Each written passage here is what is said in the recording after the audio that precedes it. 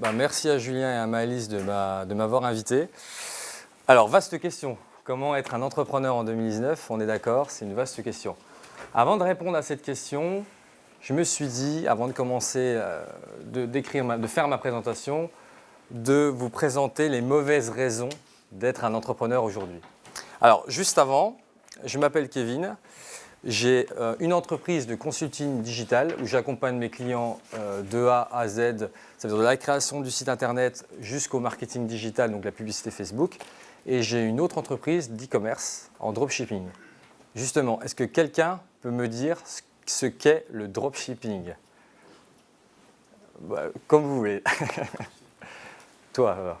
C'est de la vente sans stock, c'est le concept, Exactement. Le concept de passer directement par le fournisseur pour livrer le client. Ouais, c'est ça, exactement. En fait, c'est une méthode de vente et on utilise une entreprise, par exemple en Chine, qui va s'occuper d'envoyer directement le colis au client. Moi, en tout cas, ce que je m'occupe, c'est juste du site e-commerce, de la publicité et du service client. Donc c'est un avantage incroyable pour les entrepreneurs un peu nomades comme moi pour pouvoir créer des business en ligne directement. Alors, les mauvaises raisons de devenir un entrepreneur. Alors là, pour le coup, j'aurais besoin de vous parce que c'est mes mauvaises raisons. C'est les mauvaises raisons que en tant qu'entrepreneur, j'ai rencontré d'autres entrepreneurs qui m'ont dit oui, ça c'est une... Et j'ai vu des entrepreneurs se lancer selon ces mauvaises raisons-là. Donc j'ai besoin de vous. La première mauvaise raison, parce que c'est des trucs très personnels ça, c'est vous voulez être riche. Qu'est-ce que vous en pensez justement? Est-ce que quelqu'un peut me dire si pour lui c'est une mauvaise raison ou pas? Oui? Je pense que ça dépend du type d'entrepreneuriat qu'on souhaite faire parce que l'entrepreneur c'est un grand mot. Il y a de l'entrepreneuriat où on peut se lancer pour devenir riche et si on travaille beaucoup et qu'on applique certaines méthodes, on peut potentiellement devenir riche. Après, si on veut faire de l'entrepreneuriat pour une idée ou on croit en quelque chose, là c'est beaucoup plus complexe. Ok. Bon, tu as résumé du coup le début de ce que je voulais dire. En fait, c'est une mauvaise raison. Bon, alors, pourquoi c'est une mauvaise raison? D'abord, un entrepreneur, je ne sais pas si vous avez vu les chiffres, mais il y a 8 boîtes sur 10 qui échouent. Donc l'entrepreneuriat, au final, a créé plus de pauvres que de riches.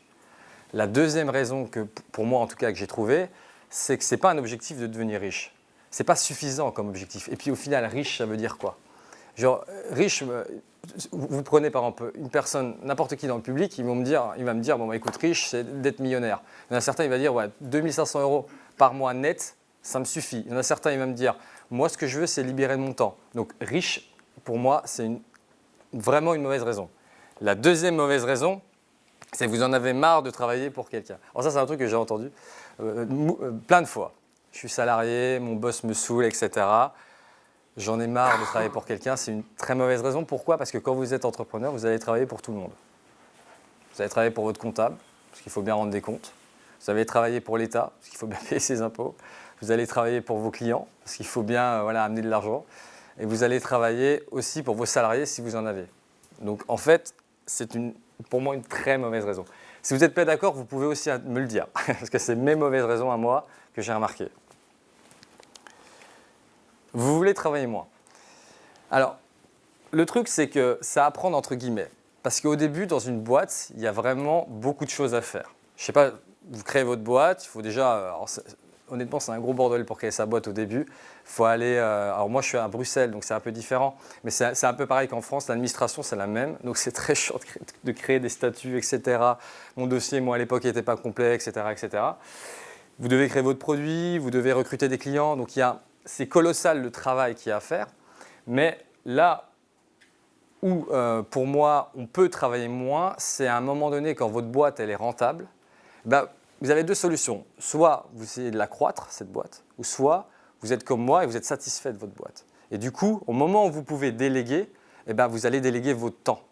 Donc au final, moi, il m'arrive de faire des jours où je commence à 10h et je finis à 15h. Et c'est parce que je le veux. C'est parce que je ne veux pas que ma boîte, je ne veux pas 100 salariés, j'en ai quelques-uns, c'est suffisant. Je suis satisfait de ma boîte. Et je pense que c'est bien aussi de le dire, parce qu'on voit vraiment, de nos jours, beaucoup de croissance, mais à un moment donné, si vous êtes satisfait, pourquoi pousser? C'est toujours bien de profiter aussi de la vie, je ne sais pas si c'est votre cas. Mais ça, il faut en avoir conscience, en fait. Il faut en avoir conscience, pardon. Ah oui, vous avez peur de vous planter. Bon, alors ça, c'est un truc. Les êtres humains ont peur de se planter. Moi, j'ai peur de me planter. Je pense que tout le monde dans cette salle a des peurs, mais c'est une mauvaise raison. C'est pas grave d'avoir peur. Dans tous les cas, si vous sortez de votre zone de confort, parce que c'est ça, en fait, avoir peur, c'est sortir de sa zone de confort. Eh bien, imaginez que la zone de confort, c'est un carré, ok, un petit carré, je ne sais pas, on va dire de 5 cm. Vous décidez de sortir de vos zones de confort. Eh bien, le carré il va s'élargir. Vous décidez de prendre l'avion pour aller dans un autre pays. Vous avez peur, c'est normal d'avoir peur, mais le carré va encore s'élargir. Et vous allez ramener ces choses-là dans votre zone de confort. C'est pour ça que c'est très intéressant de se dire qu'il ne faut pas avoir peur. La peur, ça ne doit pas être un moteur. Ça doit être une motivation pour pousser. Okay, c'est vraiment, et ça, c'est pour moi, la peur, c'est quelque chose c'est vraiment malsain au final, parce que ça nous empêche d'avancer. Je vais vous poser la question. Votre famille veut vous voir salarié, parce que c'est un truc qui m'est arrivé, alors je voudrais savoir si... Oui. Ok. Pour toi alors, c'est une mauvaise raison? Non, je disais que oui, c'est quelque chose qui arrive souvent. Ok, c'était arrivé? Ok, tu peux l'expliquer un petit peu ou pas? Disons que depuis toujours, mes parents, en fait, comme je suis issu de la classe ouvrière, etc., Okay. Pour eux, l'objectif dans la vie, c'était de faire de longues études et de pouvoir rentrer dans une boîte et signer un CDI, être salarié. Et Ouais. pour eux, c'était vraiment la réussite parce que, en fait, c'était le tableau qui peignait pour mon avenir. Ok. Parce qu'on ne voulait pas me voir trier. Ouais, c'est comme moi, quoi. Moi j'étais en major entreprendre comme vous. C'est vrai qu'à la sortie de l'école, vos parents vous disent bon voilà, mes parents disent on a payé 35 000 balles l'école. Il y a un moment donné, je ne veux pas que tu sois entrepreneur parce que tu vas encore, va falloir encore fournir de l'argent, c'est très chiant. Donc moi, j'ai eu ce truc-là et ce que j'ai fait, c'est que j'ai cherché un travail, évidemment. Et le premier travail que j'ai eu, c'était à Bruxelles. J'étais dans une start-up qui s'appelait Iman First, je ne sais pas si vous connaissez. Et je me suis fait virer en 3 semaines. Ouais, magnifique. J'avais lâché mon appartement à Paris. J'avais pris un appartement à Bruxelles avec un bail de 3 mois. Donc je devais rester à Bruxelles pendant 3 mois. Et là, la start-up me vire pour des raisons incertaines. Je ne sais même pas pourquoi ils m'ont viré. Et du coup, je me suis retrouvé encore 3-4 mois à me dire bon, qu'est-ce que je fais? Mes parents me mettaient la pression en disant bon, Kevin, vas-y, c'est bon là, qu'est-ce que tu nous as fait? Donc je me suis dit on va arrêter les startups, je vais me mettre dans un grand groupe. Et j'ai trouvé une boîte, un grand groupe qui s'appelle Roularta. Je ne sais pas si vous connaissez Roularta. C'est normal parce que c'est le Benelux, c'est les chaînes télé, c'est les magazines belges. Et j'étais le lead UX. Donc super tough, super salaire, etc. Et j'ai fait 9 mois. J'ai fait 9 mois parce que j'ai démissionné, j'ai décidé de démissionner. Et je vais vous dire un truc, c'était le 2 janvier que j'ai démissionné. Il y avait ma manager qui arrive, elle me dit bonne année, et j'ai dit je démissionne. Et je peux vous dire que ça fout un froid mémorable dans le truc. Et le 3 janvier, parce que je n'avais pas dit ça à ma mère, il y a ma mère qui arrive dans un bar, parce qu'en fait elle est de Dijon et du coup elle est venue à Bruxelles, elle m'attendait dans un bar. Et je lui dis bon, j'ai une nouvelle à t'annoncer, je démissionne. Et je peux vous dire qu'il a fallu quoi, 3-4 heures, on était bourrés ensemble et tout. C'est normal parce que ça lui fait énormément peur. Ça lui fait énormément peur. Elle me dit mais tu vas faire quoi, etc. etc. Et bien, en fait j'avais trouvé mon premier client. Donc du coup j'ai monté ma boîte directement. Vous voulez être accompagné. Alors pourquoi c'est une mauvaise raison? Parce qu'aujourd'hui, c'est vrai qu'on est accompagné partout. Je ne sais pas si vous voyez The Family, je vois encore plein d'accompagnements, même ici il y a de l'accompagnement. Mais au final, dans l'entrepreneuriat, vous êtes tout seul. Vous êtes tout seul. Il faut passer à l'action. Il faut exécuter. Et ça, je l'ai remarqué. Et le problème d'être trop accompagné, c'est que j'ai remarqué qu'il y a beaucoup de théoriciens un peu geeks de l'entrepreneuriat au final. C'est-à-dire qu'ils connaissent beaucoup de théories sur l'entrepreneuriat, mais 80% de l'entrepreneuriat, c'est de l'action, c'est de la mise en application. Alors ça, c'est pas mal aussi, vous voulez un second revenu. En fait, moi, je suis un petit peu... honnêtement, le second revenu, c'est quelque chose qu'il ne faut absolument pas faire. Je vais vous expliquer pourquoi. Si vous êtes salarié, et que vous dites, bon, je vais monter ma boîte à côté, trop bien, comme ça, dès que ma boîte va être rentable, je vais lâcher mon taf. Au final, ça va être extrêmement dur parce qu'il va falloir persévérer encore plus. Il va falloir persévérer parce que déjà qu'une boîte, c'est super chaud à monter. Ça demande de travailler de manière très intense sur une longue période avec beaucoup de persévérance. Si vous voulez un second revenu, je pense qu'il y a des meilleurs moyens pour faire de l'argent en second revenu que de créer une boîte. Vaut mieux démissionner ou se mettre au chômage et créer sa boîte. Vous allez avoir moins de pression plutôt que de le faire à côté. Est-ce que le dropshipping en est un? Non. Tu peux le faire à côté. Ouais, il n'y a aucun souci là-dessus. Le dropshipping, c'est particulier parce que c'est un business en ligne, mais ça demande aussi de travailler. Beaucoup de temps. Ça demande beaucoup de temps. Il faut se former au début. Il faut se former, ouais, il faut se former. Et après, combien de temps par semaine à peu près? Moi l'activité dropshipping, alors moi j'ai délégué parce qu'après quand tu commences à faire un peu de chiffre, tu délègues. Mais généralement, si tu travailles 2 heures par soir, okay, et tu fais ça tous les jours, il ne devrait pas y avoir de problème. C'est pas quelque chose de... Le plus dur après, c'est d'itérer si tu préfères quand tu as ton site e-commerce. Tu vois, tu installes un outil qui s'appelle Hotjar. Ça te permet d'itérer et de savoir et de placer tes modules un peu différemment pour voir et analyser le trafic. Voilà. Exactement. Moi, j'espère que je ne vous ai pas trop dégoûté sur le coup, parce que... Non, alors j'ai dit qu'en 2019, l'entrepreneuriat s'appréhendait de différentes formes. Alors, je vais vous dire un truc, j'ai mis 2019, mais en fait, ça peut être 2005, 2006, 2007, 2008. Pour moi, l'entrepreneuriat a changé depuis les années 60. Okay, c'était un entrepreneuriat qui était totalement différent. Maintenant, on a l'outil Internet. Et l'outil Internet, ça a permis d'apporter davantage d'opportunités. Et je pense que si vous créez une start-up, un business en ligne, ce que vous voulez, passez par Internet. C'est vraiment, ça vous facilitera la tâche, vous allez toucher beaucoup plus de monde. Je ne sais pas si vous connaissez cette fille, Kylie Jenner. Qui c'est qui la connaît ici? D'où vous la connaissez? De partout. De partout? Personne ne peut me raconter son histoire. C'est une fille, elle s'appelle Kylie Jenner. C'est une fille qui s'appelle Kylie Jenner. Bon, oui, exactement. C'est de la famille Kardashian, elle est devenue millionnaire en 3 ans. Alors, la famille Kardashian, grosse visibilité sur Internet, etc.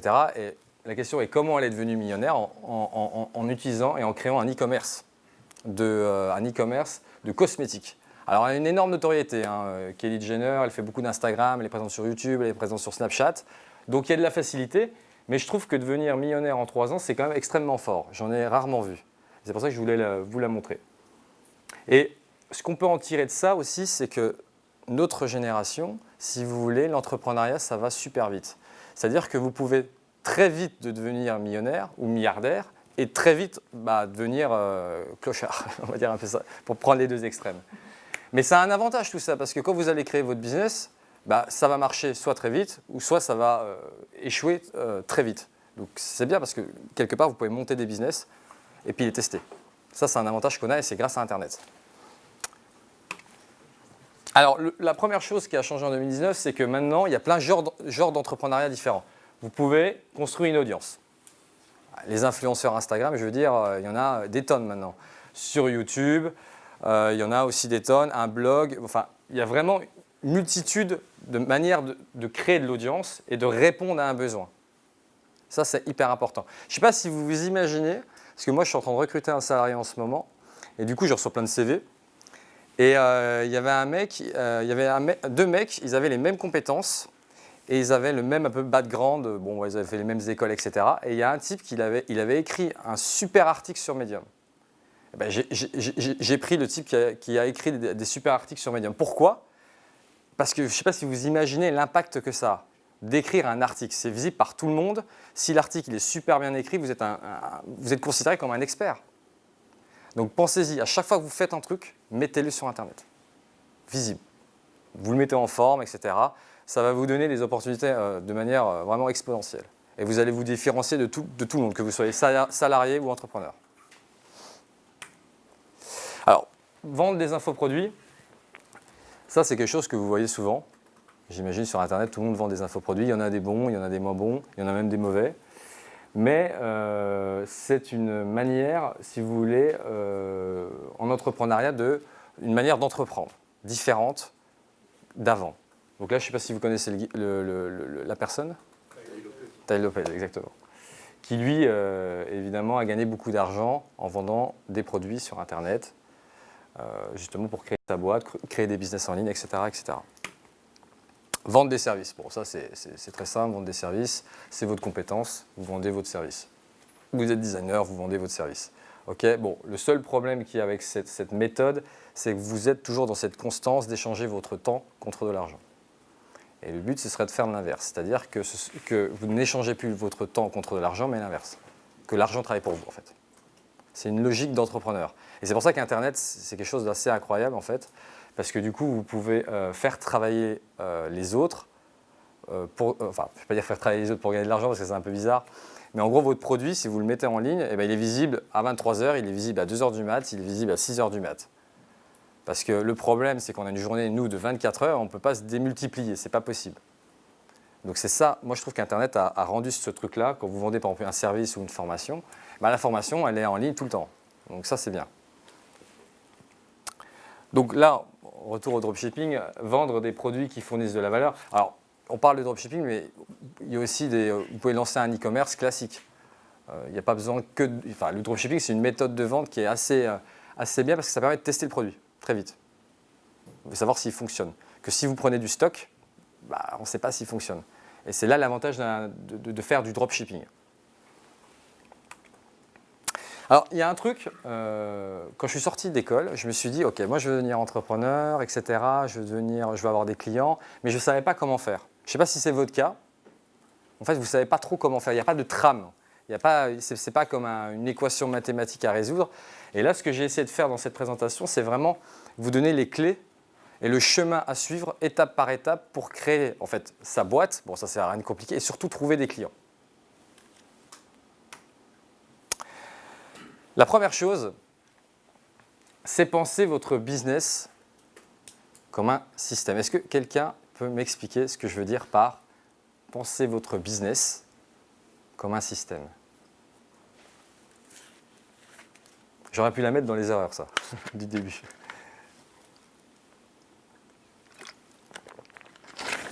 Il y aura une certaine organisation.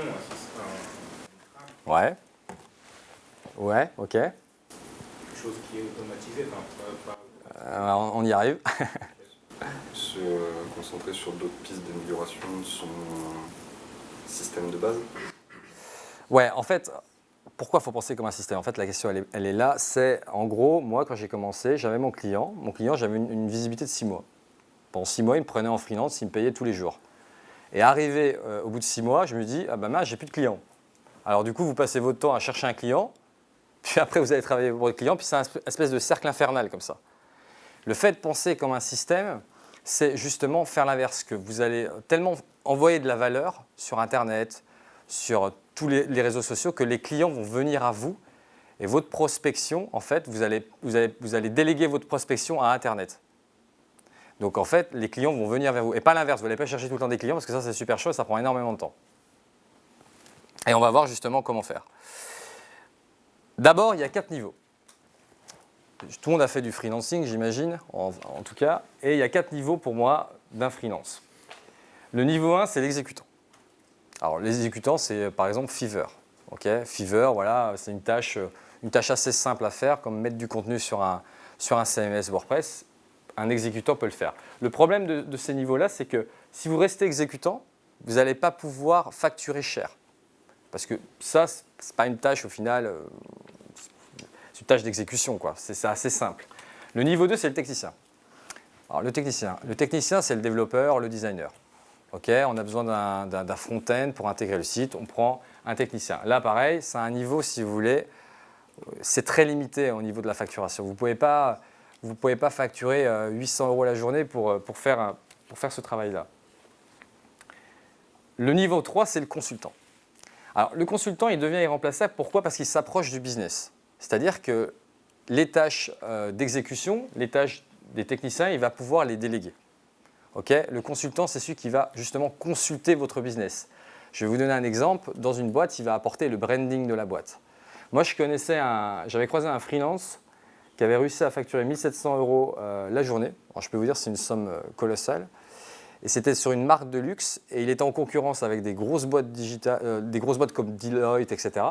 Et il a réussi à passer. Pourquoi?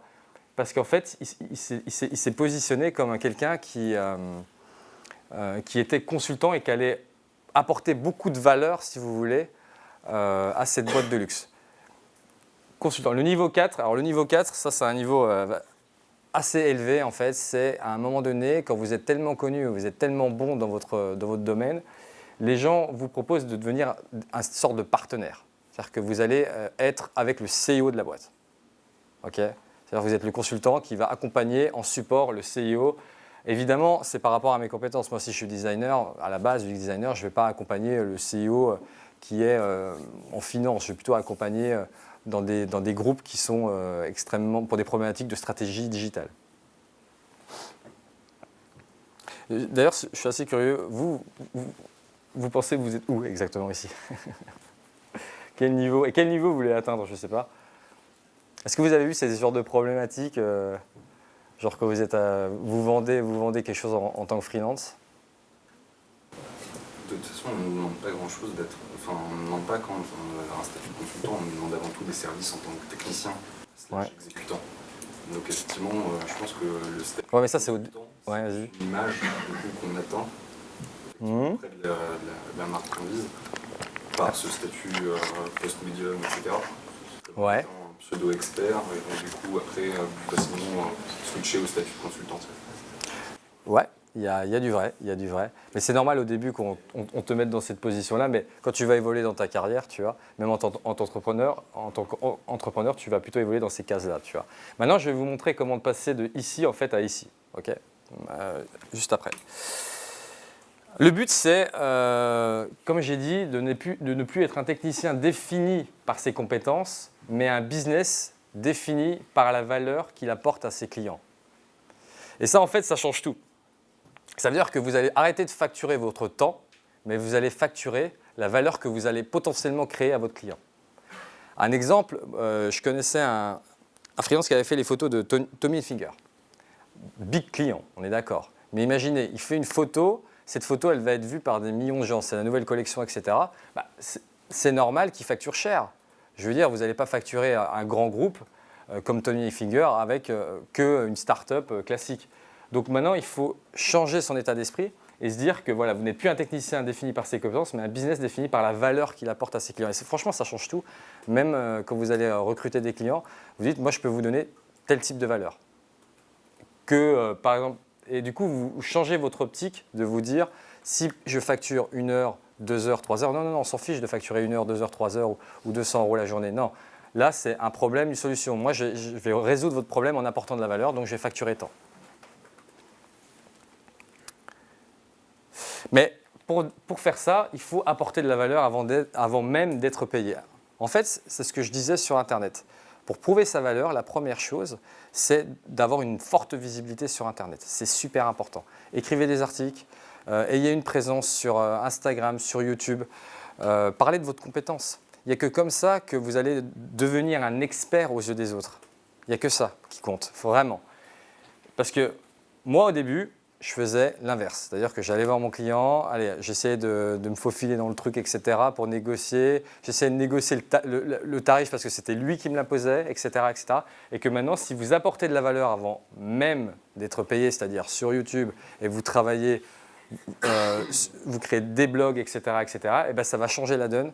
Déjà, les clients vont vous contacter et vous allez pouvoir fixer votre tarif. Et ça change tout, vraiment. Maintenant, il faut faire attention à un truc. Est-ce que quelqu'un peut me dire la différence entre des conseils et des informations?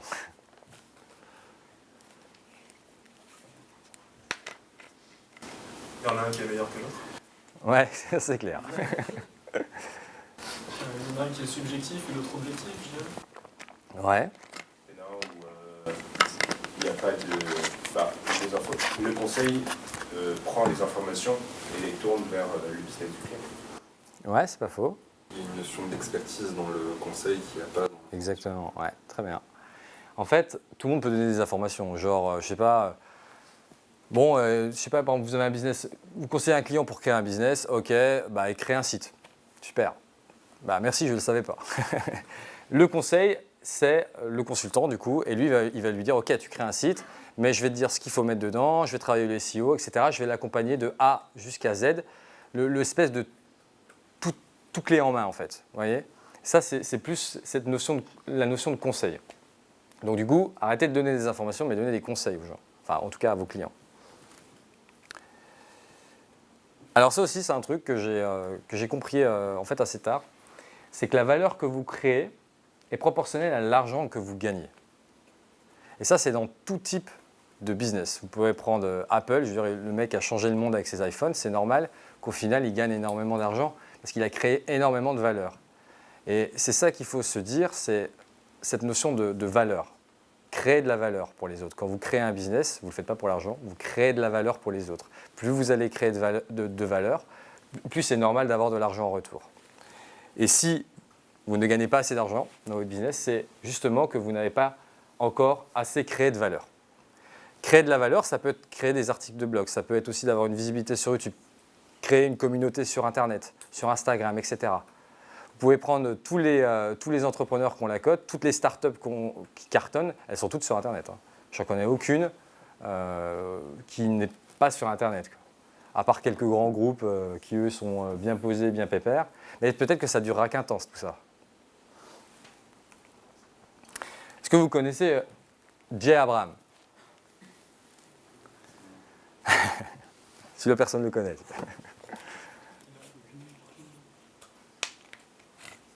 C'est.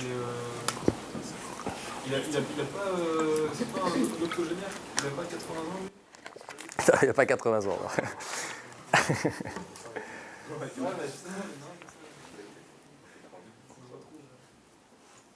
Personne ne sait?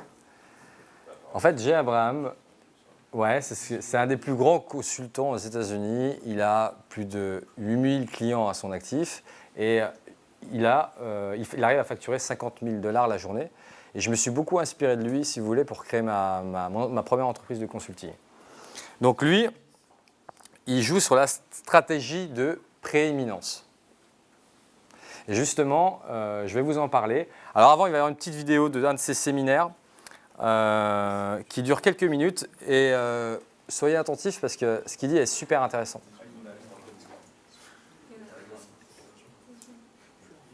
Most people I have met in business when I first meet them have fallen in love with the wrong thing.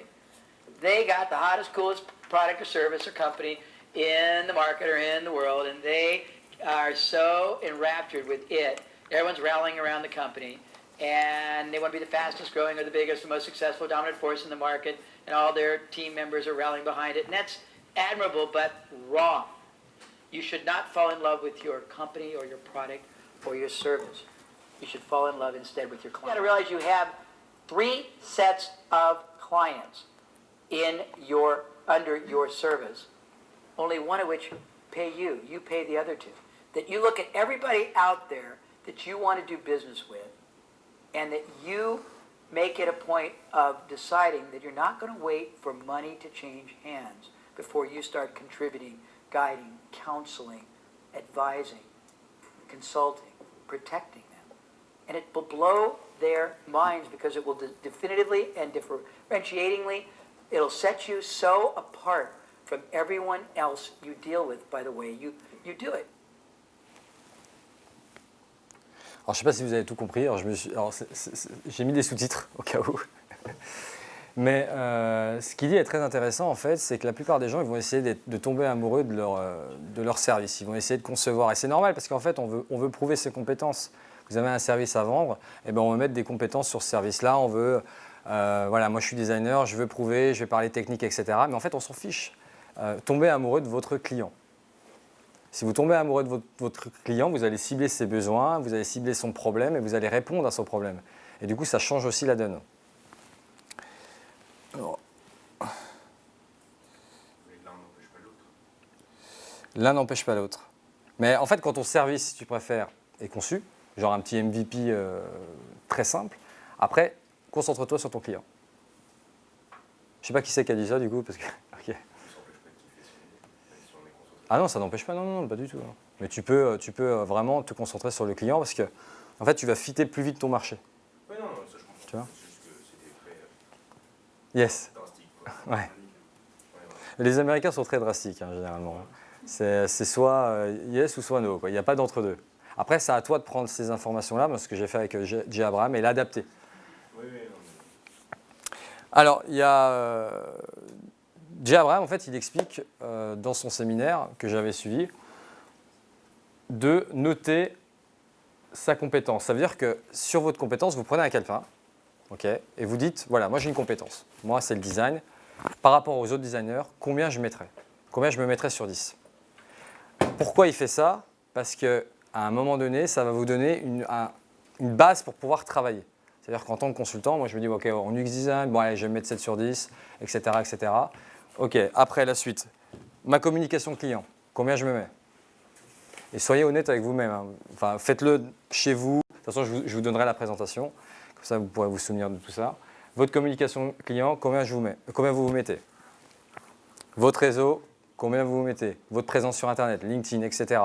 C'est des points de base pour pouvoir travailler et commencer à construire votre boîte de consulting ou votre carrière de freelance. Votre vente, votre manière de vendre. Ça, c'est super important. Pareil, combien vous vous mettez? Est-ce que vous êtes pris des scuds par votre client parce que votre client il vous dit non, mais attends, c'est pas comme ça qu'on vend, j'ai rien compris à ton truc, etc. Donc une fois que vous avez noté ça, il va falloir préparer son pitch. Et c'est ça qui est intéressant.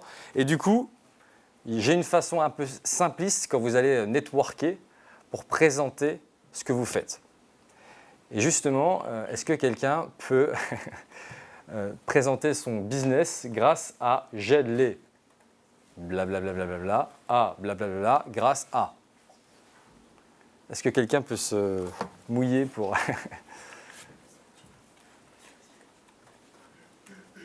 Vas-y, on va changer un petit peu. J'aide les proches d'un défunt grâce à un service de gestion des données via numérique. Ok, très bien. Et toi, tu voulais, vas-y. J'aide les TPE et PME à digitaliser leur gouvernance RGPD grâce à une application web. Parfait, voilà. Et ça, c'est un truc qui est très simple, efficace, je trouve, pour se présenter. Au lieu de parler de sa boîte, on dit, moi, je suis un consultant digital, qu'est-ce que je fais? Ok, je crée des applications mobiles, blablabla. Non, soyez court, concis. Un peu comme le pitch elevator. C'est simple, efficace. Le mec, il a compris en une phrase. Enfin, après, il faut la dire un peu plus lentement des fois parce que c'est assez compliqué quand tu leur dis j'aide à faire ta. Ok. Après, fixer un rendez-vous. Moi, c'est ce que je fais. Quand je vais en networking, je parle avec la personne. Si je vois qu'il y a un feeling, je prends son contact et je lui dis ok, je t'enverrai un mail et je lui fixe un rendez-vous. Alors, vous allez me dire, ça sert à quoi de fixer un rendez-vous? Il y en a qui acceptent. Les personnes qui acceptent, vous lui dites au café, écoute, voilà, je sais que ton projet ne m'intéresse pas, mais est-ce que tu aurais 2 personnes dans tes contacts avec qui il serait intéressant de parler de mon projet à moi? Et vous allez tisser une toile comme ça. Et en tissant une toile, vous allez forcément toucher des gens intéressés. Et vous allez commencer à concevoir votre networking. Maintenant, il va falloir trouver le besoin client. Alors, c'est une deuxième vidéo, je ne sais pas, vous connaissez tous le Loot Wall Street avec le stylo, vendez-moi ce stylo. Et justement, je vais vous expliquer pourquoi les gens en fait décrivent les caractéristiques du stylo au lieu de le vendre correctement. Donc, je vais vous montrer la vidéo. Alors ouais, c'est une vidéo YouTube, hein, c'est pas moi qui ai fait ça.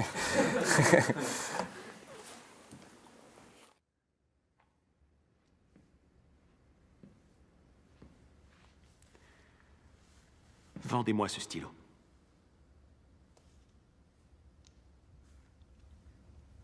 C'est un stylo super qui, pour des professionnels, il peut...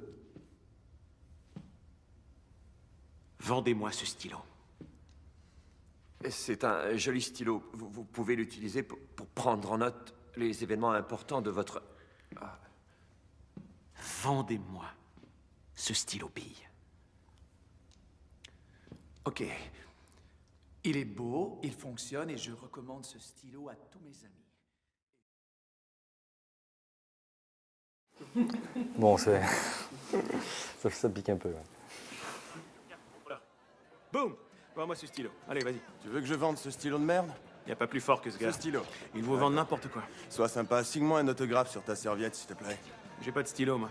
Exactement, l'offre et la demande, mon vieux. Voilà, qu'est-ce que je vous disais? Là, il a créé le besoin. Vous devez leur donner envie d'acheter les...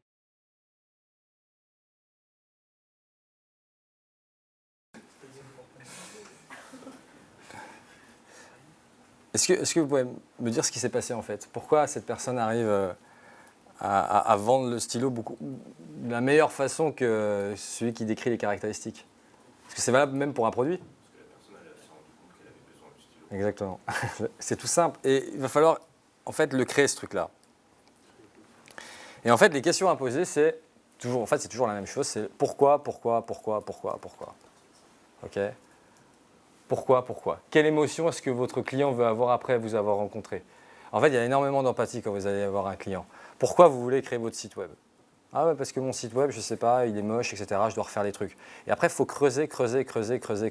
Et plus vous allez descendre dans une espèce d'approfondissement, eh ben, il va le sentir, je ne vais pas dire il va le sentir passer, mais en gros, il va dire, en fait, il faut une solution, il faut absolument que quelqu'un me fasse mon site internet.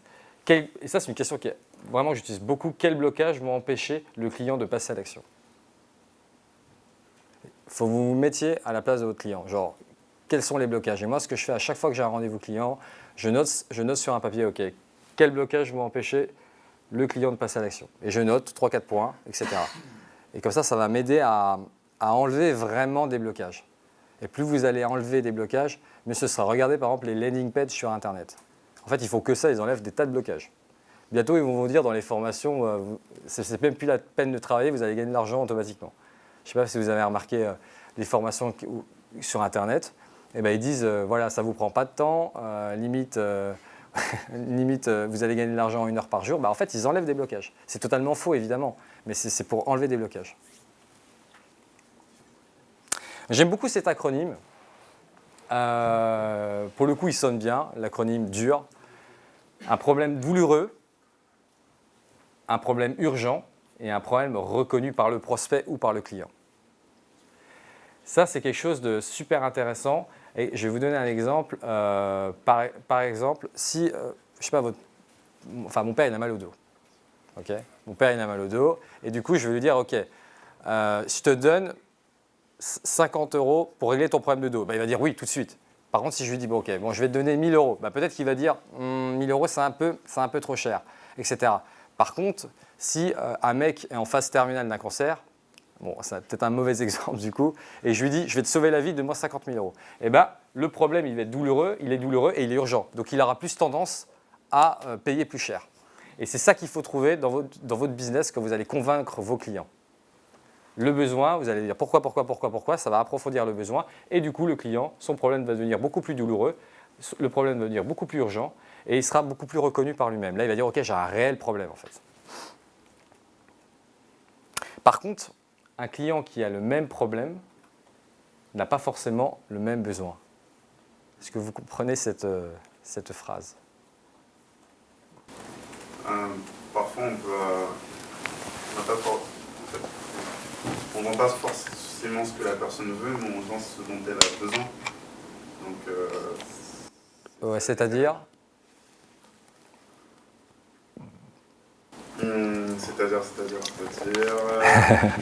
par exemple, vous pouvez arriver dans un bar et demander un coca. Ouais. Et en fait... bon, le problème, c'est que tu as soif, c'est ça que je veux dire? Voilà, le problème, c'est qu'on a soif. Et ce dont on a besoin, c'est plutôt un verre d'eau. Ok. Ouais, en gros... si tu veux. En fait, c'est un peu le décalage que je voulais faire aussi. Ok, ouais, en gros, ouais. Tu as un problème, c'est que tu as soif, et le besoin, c'est du coup pour le résoudre. Vous pouvez lui servir un verre d'eau, un coca, un orangina, enfin, il y a voilà, ok, très bien, c'est exactement. Il y a différents types de besoins malgré ça. Et ça, c'est les différents types de besoins que j'ai vus chez les clients, c'est faire gagner du temps. Okay, moi, pourquoi je vais recruter un salarié? C'est pour qu'il me fasse gagner du temps, sinon ce n'est pas la peine. Je vais le mettre sur une tâche précise, je veux qu'il me fasse gagner du temps, je veux qu'il ait une expertise pointue, c'est quelque chose que je ne veux pas faire ou que je ne sais pas faire. et je veux que ce soit reconnu de mon côté. Il faut que le problème soit reconnu. Maintenant, les 3 types de peur d'un client. Ça, c'est valable aussi si vous êtes en recherche d'emploi. Moi, quand je suis entrepreneur, je me demande plusieurs choses. Est-ce que cette personne comprend mon problème? En fait, c'est ça, je veux être rassuré, j'ai peur. J'ai peur de recruter une personne qui me dise « Ah ben non, mais en fait, je ne sais pas faire, etc. » Alors du coup, il va falloir que je le licencie, c'est toute une procédure, ça va prendre du temps, il va falloir que je lui preste ses mois, etc. Donc moi, je veux être rassuré. Est-ce que cette personne comprend mon problème? Est-ce que cette personne est compétente pour résoudre mon problème? Est-ce que cela va me faire perdre du temps, justement, s'il n'est pas bon, de l'argent? Ou est-ce que ça va me prendre des efforts? Parce qu'il va falloir, par exemple, que je lui dise quoi faire, etc. Moi, je veux qu'il soit le plus autonome possible. Et si un jour, vous passez un entretien d'embauche où vous allez voir un client, pensez-y. L'employeur, le RH, il pense à ça. Est-ce que cette personne comprend mon problème? Est-ce que cette personne est compétente? Et est-ce que ça va me prendre du temps, de l'argent, des efforts? Si vous arrivez à prouver ça, bah, il va vous prendre. Il n'y a aucun souci là-dessus. Maintenant, on va passer à la 3e partie. Alors, comment vendre plus cher que tous les autres? Est-ce que quelqu'un a une petite idée? Comment on va passer de 500 € la journée en tant que freelance ou un produit à plus cher? 800, 900, etc.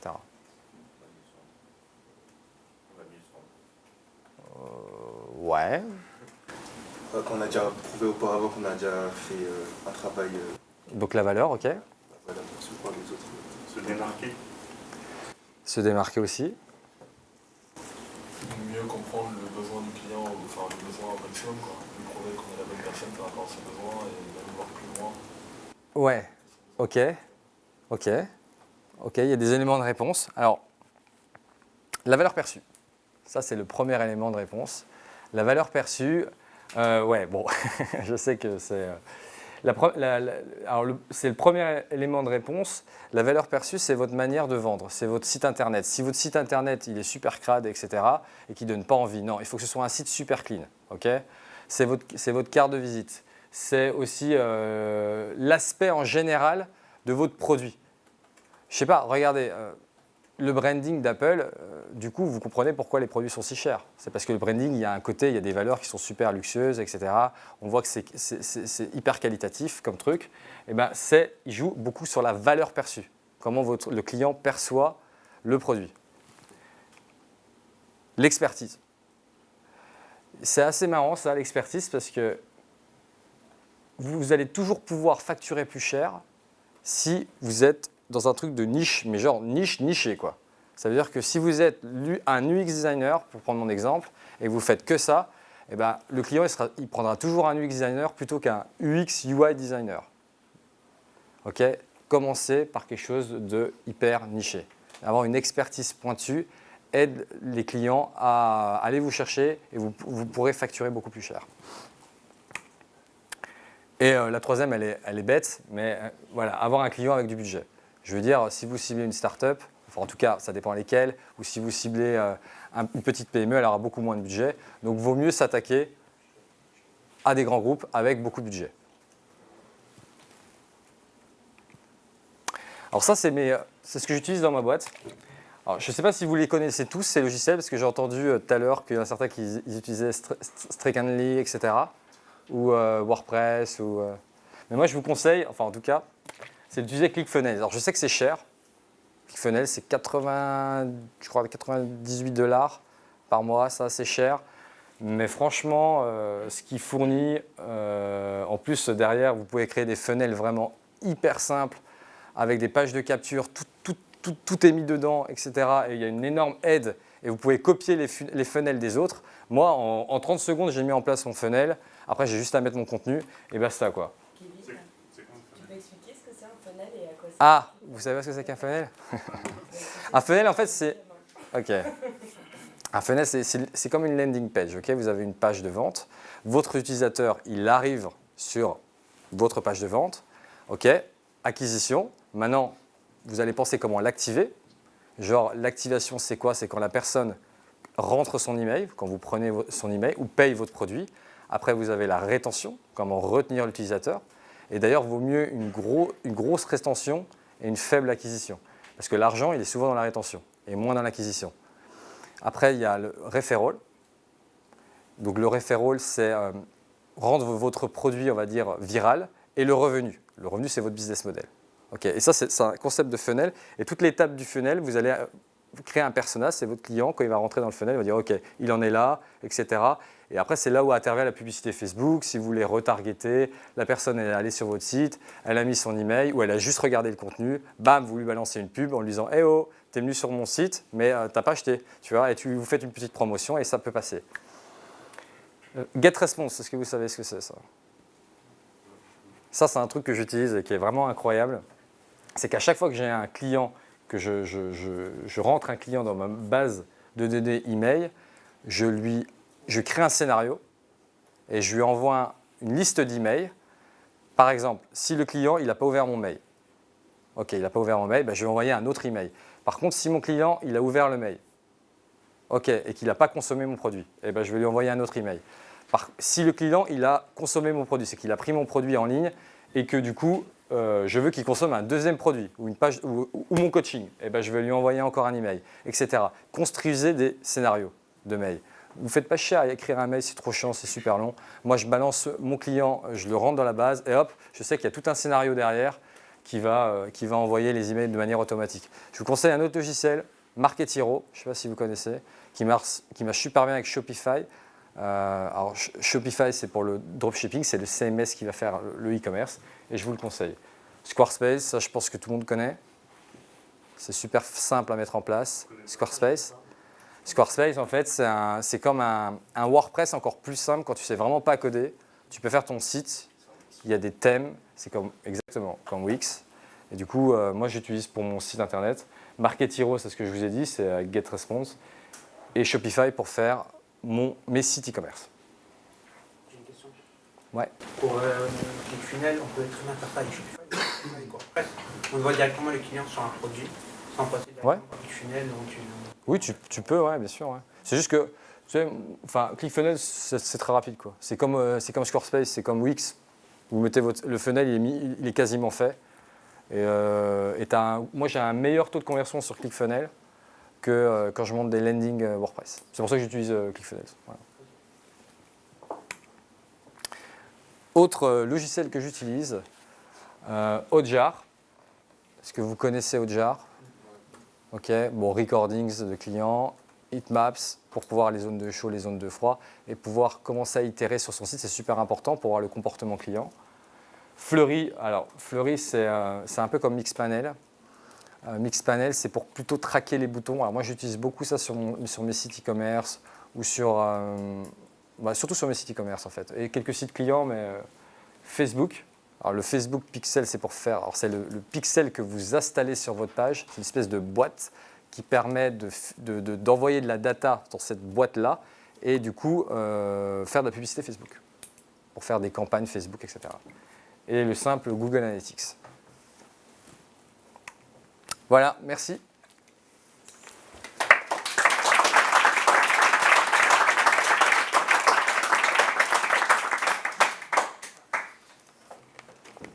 Si vous avez des questions, n'hésitez pas.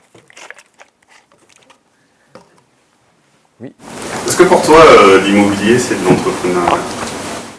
Non, mais ça peut devenir. Pourquoi? Parce que tu peux faire ça à grande échelle.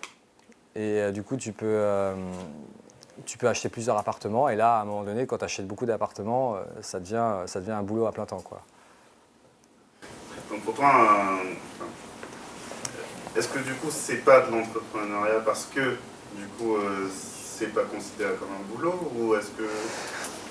En fait, ça va dépendre parce que je sais que, par exemple, il faut que tu crées une SCI.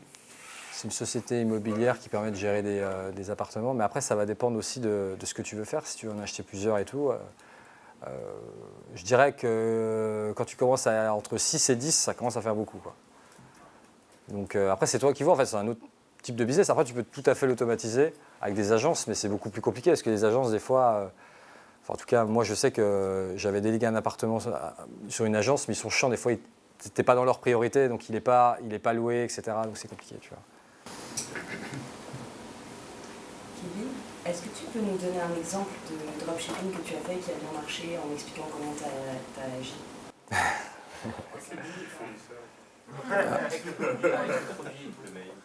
Avec quoi? Moi, le dernier truc qui a fonctionné, c'était des leggings pour femmes.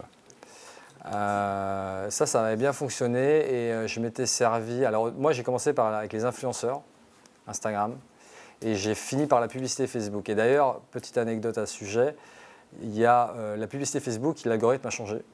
Et du coup, je me suis vachement formé sur la nouvelle publicité Facebook.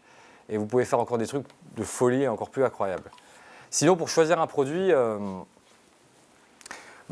le mieux, en fait, il y a des produits génériques comme ce que j'aime bien, les bijoux, les leggings, les choses super génériques. Ça fonctionne beaucoup mieux, on va dire, sur toute l'année que des produits comme les bikinis. Parce que ça fonctionne qu'une partie de saison, donc l'été. Moi, si tu débutes, je te commence de vraiment taper sur soit un produit générique ou soit un produit qui résout un problème assez fort. Voilà. Quand tu vas tester un produit, par exemple sur Facebook, ouais. Quelle va être ta stratégie pour la stratégie, c'est tu crées plusieurs adsets. Donc en fait, faudrait que je fasse une démonstration là du coup, mais en fait, vous avez plusieurs intercalaires sur Facebook. Vous créez une campagne Facebook et dans cette campagne, vous pouvez créer une publicité avec un mot-clé. Donc ce que je conseille, c'est de cibler le pays que vous voulez targeter, genre la France, la Belgique, la Suisse, etc. Si c'est un pays francophone. Et après, vous mettez un mot-clé. Donc, ne cherchez pas compliqué pour le mot-clé, ok? Je ne sais pas si vous mettez des leggings, vous pouvez mettre leggings, vous pouvez mettre sport, vous pouvez mettre plein de choses, ok? Mais toujours un mot-clé en relation avec le produit. Vous mettez Engage Shopper, parce que nous, on veut cibler les personnes qui consomment en e-commerce. Et après, vous mettez 5 € maximum par adset, ok? Un adset, 5 €. Et ce que je conseille, c'est d'en faire 5 d'adsets. Alors, tout dépendra de votre budget, mais faites-en 5. Toutes les datas, même si vous ne faites pas de vente, en fait, votre data, elle va se construire, elle va s'enrichir. Le but au début sur Facebook, c'est vraiment de tester, de faire du testing. Et ça va vous permettre de dire à Facebook de commencer à bien cibler et de trouver les profils qui achètent. Je ne sais pas si je suis très clair. Mais... Et on les laisse tourner combien de temps? 3 jours.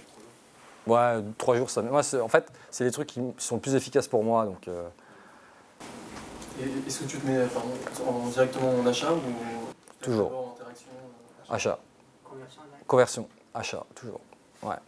Ouais, non. Ou tu peux mettre add to cart, donc ajout au panier, add to cart. Mais le problème de l'add to... Mettez en conversion. Enfin, moi, ça change rien en fait. Moi, je l'avais mis en add to cart, je l'avais mis en achat. J'ai fait des ventes, donc il n'y a pas de... Et s'ils refusent l'add to cart, vous allez sur votre site, sur votre Shopify, et vous forcez, vous ajoutez au panier en bloc. Tac, tac, tac, tac. Comme ça, il va passer en vert et tu pourras ajouter au panier. Tu vois. Pour les produits qui ne répondent pas, par exemple, à un besoin comme les bijoux, etc. Ouais. Est-ce que tu commences direct avec Facebook ou tu passes d'abord par le champ? C'est 2 styles différents. Il n'y a pas de mieux en fait. En gros, regarde, un influenceur, il faut vraiment se mettre à la place de l'influenceur. Donc du coup, ce que je fais, c'est que je fais une offre promotionnelle. Par exemple, si je vendais des leggings, moi j'avais fait une offre promotionnelle, tout à 20 €. Et je mets tout à 20 € avec un compteur, 48 heures, etc. Donc tu as ton site e-commerce et au-dessus, tu mets, exemple, profiter de cette offre à moins 50% pendant 48 heures. Et tu mets un bouton en profiter. Okay. Et du coup, tu vas créer un scénario à l'influenceur. Il va falloir qu'il le vende, l'influenceur. Et moi, ce que je fais généralement pour leur donner la motivation aux influenceurs, c'est que des fois, je fais un produit d'affiliation. C'est-à-dire que je vais lui filer, par exemple, 10 ou 15% de mes gains. Comme ça, le mec, il va se dire « Oh putain, c'est trop bien, plus je vais en vendre, plus je vais toucher ma com. » Et ça peut être aussi quelque chose de très viral de faire ça. C'est-à-dire qu'au lieu de payer un influenceur, vous pouvez lui dire « Ok, écoute, je te file 15% et je ne te paie pas, mais par contre, tu seras rémunéré un peu comme un sales avec la communication. » Autre chose sur la page produit que je conseille, c'est de mettre qu'il reste très peu de leggings en stock. Exemple, une dizaine de leggings. Et à chaque fois qu'il va actualiser, ça descend pour susciter l'urgence. En description, mettez juste 4-5 lignes de description. Pas la peine de faire un espèce de truc. Construisez vraiment un Shopify MVP, Minimal Viable Product. Faites au plus simple. Et après, tu installes Hotjar et t'itères. Mais le but, c'est de ramener vraiment un maximum de trafic sur le site et d'avoir une conversion à peu près à 5%. Oui. Oui, du coup, je voulais savoir tes conseils pour être un multitâche, multi-entrepreneur. Bah, moi, ce que je fais généralement, c'est que je me concentre sur un business et j'essaie de l'automatiser. Une fois que ce business est fait, je passe à l'autre business, tu vois, et puis je passe de business en déléguant un maximum de tâches. Tu ne peux pas faire 2 business d'un coup, c'est trop chiant. Bah là, j'en ai 2 qui tournent beaucoup. Après, ça dépend parce que si tu considères que l'immobilier est un business ou pas, etc. Tu vois. Mais j'en ai 2. J'en ai 2 et je séquence, je mets une boîte, un business. Pourquoi? S'il y en a une qui merde, au moins, j'en ai toujours une pour me rattraper, quoi. Moi, c'est plus sur ton fonctionnement. Quand tu étais consultant, quand tu avais un statut de consultant, est-ce que c'était ta réputation qui te permettait d'accéder du coup à. qui te permettait d'avoir des techniciens et d'autres personnes qui faisaient ton travail ou, comment est-ce que tu réussissais à les fidéliser, quoi, ces personnes qui travaillaient pour toi? C'est-à-dire les personnes qui travaillaient pour moi. Quand tu as un contrat, en fait, est-ce que tu sous-traitais cette partie-là? Et si tu le faisais, comment est-ce que tu fidélisais les personnes avec qui tu travaillais, quoi? Bah après, ça va dépendre si la personne elle a un budget, tu vois. Si elle a juste un petit problème à résoudre. Mais après, généralement, tu peux lui dire non et trouver un meilleur client. L'avantage de la technique de créer de la valeur sur Internet, c'est qu'en fait, tu peux refuser des clients parce que tous les jours, en fait, tu as des offres de personnes qui me contactent sur LinkedIn ou qui me contactent sur Gmail et qui me disent « j'ai besoin de toi pour ça ». Après, j'analyse et soit je dis « ok, c'est bon, on est parti, je commence à signer le devis, je vais le voir, etc. » Et je délègue au maximum avec des freelances. Moi, je marche avec 0 salarié, j'ai que des freelances sur Upwork que je trouve, etc., que je teste. C'est quoi Upwork? Upwork, c'est un réseau où il y a énormément de freelances à Paris, au Luxembourg, à Bruxelles, et puis ils peuvent travailler en remote. Moi, je te conseille de les tester, parce qu'il y en a certains, ils ne sont pas très bons. Et il y en a d'autres qui sont très bons, donc après, c'est du test, tu vois. Donc c'est juste vraiment que vous avez un but commun, gagner de... Non, je le teste, tu vois. Je lui dis, ok, écoute, j'ai une page à intégrer. Vas-y, je prends un freelance sur cette page-là, je prends un deuxième freelance sur cette page-là, je prends un troisième freelance sur cette page-là, je regarde, et puis après, je me dis, ok, lequel est le meilleur?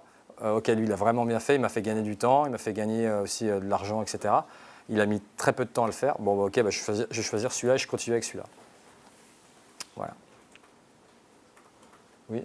Est-ce que du coup, par rapport à tes différents business, tu as une holding qui permet de réinjecter de l'argent si jamais il y en a un où tu as besoin La holding, c'est pour les parts de boîte. C'est quand tu rentres dans les equity d'une boîte. Donc pour le moment, j'ai pas d'equity, je ne suis pas rentré, mais tu peux utiliser une holding. Donc tu possèdes tout en nom propre en fait? Ouais, moi j'ai 2 sociétés. Après, tu peux créer un montage, parce qu'en fait, on est dans l'espace Schengen, donc l'espace de l'Union européenne, et vous pouvez créer votre boîte un peu, enfin où vous voulez. Si vous pouvez la créer au Luxembourg, vous pouvez la créer à Malte, vous pouvez la créer dans plein d'autres pays. Et il ne faut pas se limiter. Voilà. Oui. Pour le dropshipping aussi, qu'il y ait 1, 2, voire 3 semaines de livraison, c'est... Oui et non. Parce qu'en fait, le problème de la livraison, c'est que les influenceurs, ils sont vachement méfiants maintenant. Parce qu'ils se disent, en fait, vous tuez la communauté d'un influenceur. Ça peut être considéré comme une arnaque. C'est-à-dire que l'influenceur, il va vendre le produit, puis sa communauté va dire, putain, le produit, ça fait 2 semaines que je l'attends, quoi. Et il y a eu énormément d'abus là-dessus. Et moi, je pense qu'il ne faut pas le cacher, le délai des 3 semaines. Il ne faut pas le cacher, il faut jouer vraiment... Parce qu'il y a eu beaucoup d'abus dans le dropshipping, parce que c'est un truc qui était vraiment à la mode. Et du coup, il y a des gens qui montaient des sites e-commerce. Et une fois qu'il avait vendu avec l'influenceur, boum, il supprimait le site e-commerce, puis il en remontait un autre. Et la transparence, elle est vraiment 0 là. Donc ça peut poser un problème. D'ailleurs, ça va poser un problème. J'ai à peu près 2% des commandes où les gens me demandent un remboursement parce qu'ils disent que ça prend trop de temps. Donc il faut le compter dans ton truc. Mais ouais, c'est 2%, ouais, c'est à peu près ça. Ouais. Oui. Les sociétés de dropshipping et de création de sites web, elles sont domiciliées où? Elles ne sont pas... Question pratique. Alors, il y en a une en Estonie. Parce qu'en fait, il y a quelque chose qui s'appelle e-residency. Et tout est digitalisé là-bas en Estonie. Ils ont une énorme avance sur l'entrepreneuriat, notamment sur la création de boîtes. Et du coup, je vous conseille de créer là-bas. Vous tapez e-residency sur Internet et vous allez tomber sur le site de l'Estonie qui permet à des entrepreneurs qui sont sur Internet de créer une boîte. Mais vous pouvez la créer où vous voulez. Vous pourrez aller en Irlande, comme tu veux. Il n'y a pas de... Si, pareil, quand on est en France, je crois qu'il n'y a pas d'avantage en Estonie. Si. Enfin, peut-être parce que toi, tu es en Belgique, mais... En Belgique, il n'y a pas d'avantage à part pour l'immobilier. Mais en Estonie, ici, il y a un petit avantage au niveau des dividendes de fin d'année. Au lieu d'être taxé à 40%, tu es à 11% là-bas. Voilà. Donc, sur les dividendes, ça devient un paradis fiscal. Voilà. Et une autre nationalité peut-être plus pour une boîte, Luxembourg. Luxembourg, ok. Mais Luxembourg, faut faire très attention. Il faut un bon montage et tout. Il faut que tu ailles voir un avocat fiscaliste qui va te... Voilà. Il faut faire attention au Luxembourg. Ils sont très regardants, vu que c'est un pays qui est frontalier avec la Belgique et tout le Benelux, il faut faire attention. Voilà. Oui. Tu peux me dire combien de temps ça t'a pris de monter ton business de commerce et l'endroit? En fait, le truc, c'est que moi, j'ai commencé sur un groupe Facebook où je mettais des tests de marketing, enfin des petits tips, pardon, des petites astuces de growth hacking. Et j'ai vu l'opportunité e-commerce arriver et je me suis dit, bon, bah écoute, je vais me lancer. J'avais fait 400 € en une journée. Puis je me suis dit, c'est incroyable, j'étais tout seul et tout, derrière mon ordinateur. Ouais, le premier jour. En 24 heures, en fait. J'avais balancé ça avec un influenceur, j'avais testé. Et je me suis dit, bah, c'est peut-être un bon filon pour développer ça. Maintenant, c'est beaucoup plus compliqué au sens où tu as beaucoup plus de concurrence. Mais si tu te formes bien et que tu persévères, il y a moyen de faire des très beaux chiffres. Voilà. Après, si tu veux, je te montrerai sur mon ordinateur, parce que c'est très compliqué de te le dire comme ça. Tu vois. Parce que tu as testé quand même beaucoup de canaux de distribution pour acquérir tes clients, que ce soit le groupe Facebook, une chaîne YouTube, ta page Insta, tu as essayé plein de choses pour voir ce qui fonctionne. Ouais, tous les filons en fait. Ouais. Et une fois que tu as trouvé ton canal d'acquisition, tu le satures. Voilà. Du coup, comment est-ce que tu as trouvé des fournisseurs? AliExpress. AliExpress aller voir les vendeurs sur AliExpress et pas... Ouais, et tu peux négocier avec les vendeurs AliExpress. N'hésitez pas à envoyer un email et de négocier. Tu demandes une ristourne, tu dis ton produit est trop cher, voilà, je veux le tester. Et tu peux. Moi, ce que je faisais, c'est que je disais qu'il y avait une centaine de personnes qui étaient intéressées et que j'avais en réserve. Et du coup, ils cassaient le prix. Parce qu'AliExpress, c'est super cher. Vous comparez AliExpress à Alibaba, un produit à 7 € sur AliExpress, il est à 2 € sur Alibaba. Donc, et aussi, il y a le AliExpress chinois. C'est très compliqué d'y aller parce que tout est en chinois. Mais l'avantage, c'est que c'est moins cher. Donc, et c'est la même chose. Et pourquoi du coup AliExpress c'est pas par exemple Alibaba? Parce qu'Alibaba, en fait, tu dois acheter en lot. Tu dois acheter une centaine de pièces, une cinquantaine de pièces, c'est chiant. Enfin, en tout cas, au début, il ne faut pas le faire. Et après, il y a la douane aussi. Ouais, mais la douane, c'est AliExpress qui s'occupe de ça. C'est compris dans le... Tu regardes... Sur Alibaba.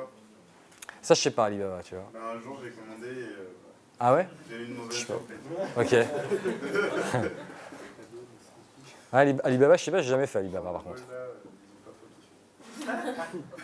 Mais t'as commandé quoi aussi? C'est des chargeurs de téléphone portable. Ok.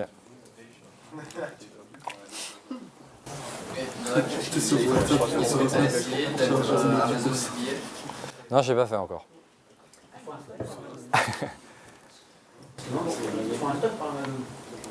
Non, pas forcément. En fait, pour Amazon FBA, c'est juste qu'Amazon se charge du stockage et de la livraison, mais t'es pas obligé d'avoir un stock.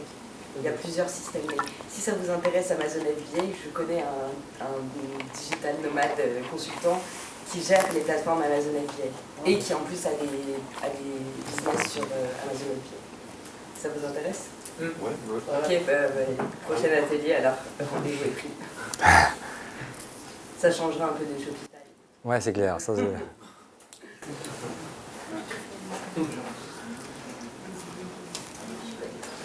bon.